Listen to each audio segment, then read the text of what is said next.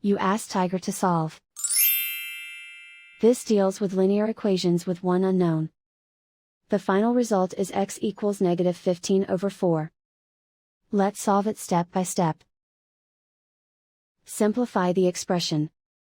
Expand the parentheses. Multiply the coefficients. Simplify the arithmetic. Expand the parentheses. Simplify the arithmetic. Group all x terms on the left side of the equation. Add 11x to both sides. Group like terms. Simplify the arithmetic. Group like terms. Simplify the arithmetic.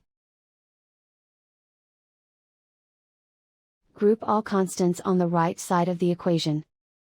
Add 9 to both sides.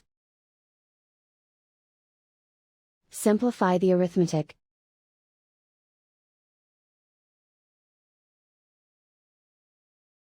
Isolate the x. Divide both sides by -4.